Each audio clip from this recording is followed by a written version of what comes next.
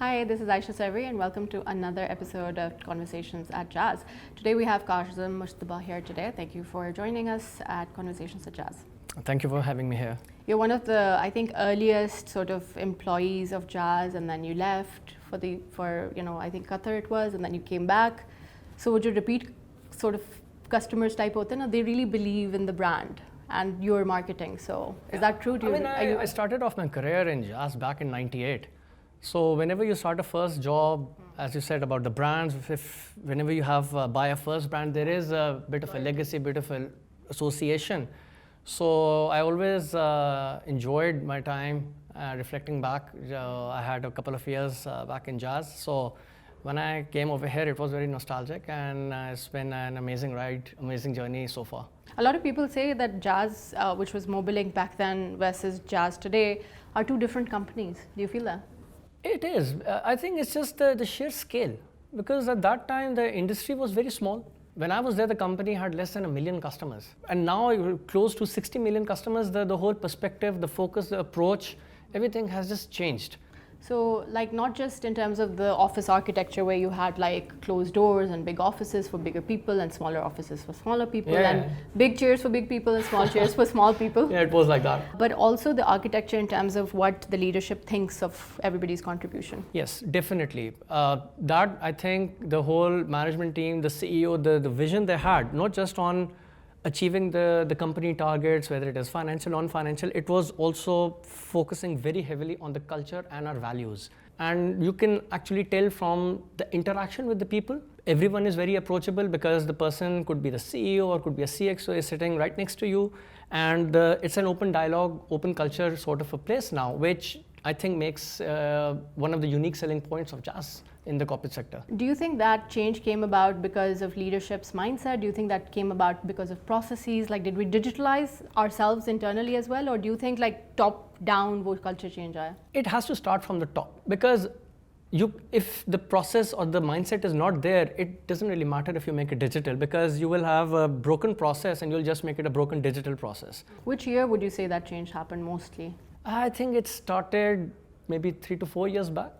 The journey started. The biggest challenge was when we had the merger with Warid. So hundreds and thousands of people coming and joining the Jazz family from a very different mindset. So I think when these two organizations combined together, and then Mobilink and Warid, the names were dropped and it became Jazz, that is when it started picking up momentum. So you were at the center of that pivot in terms of creating the Jazz brand. So it wasn't just that you marketed it, you strategically marketed it. Yes. What was the first thing you did? We have broken the traditional barriers of advertising. A lot of firsts in the industry that we did on the social media aspect, because our target market is actually not watching TV. They are present on the likes of Instagram, Facebook, Snapchat.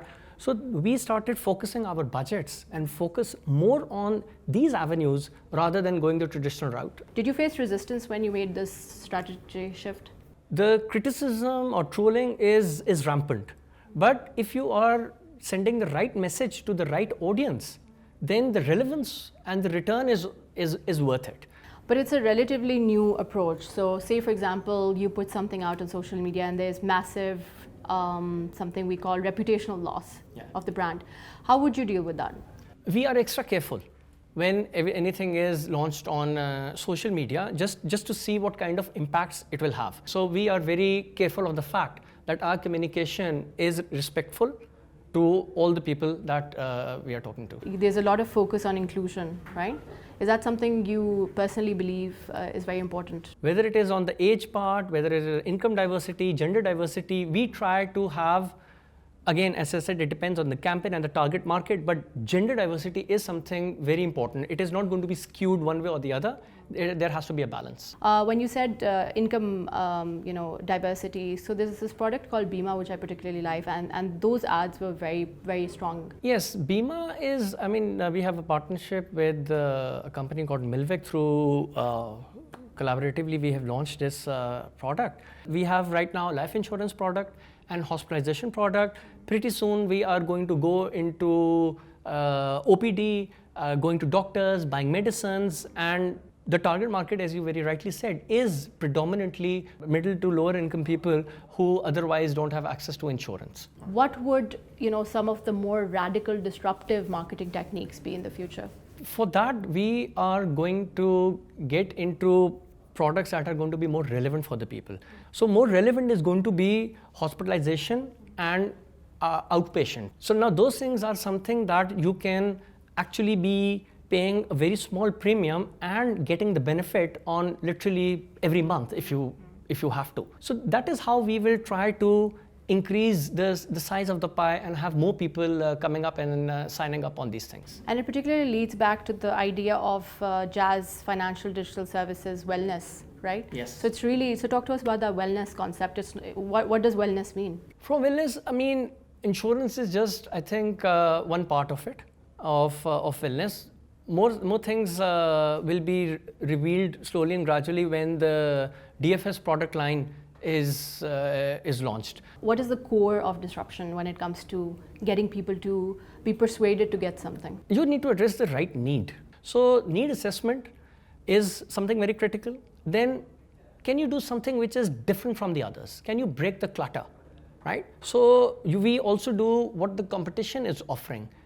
Either we try to be more innovative in the way we communicate and talk about a product which could be similar to the competition, or try to launch something or have something in our portfolio which they don't have.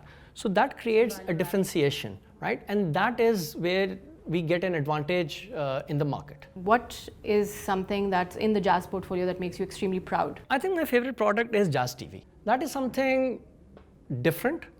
A lot of people have tried, and our competitors also have that product, but we saw, like during the World Cup, like hundreds of thousands of people subscribing to that, right? And those numbers are phenomenal. And I don't know if people know about it, but we have our own channel.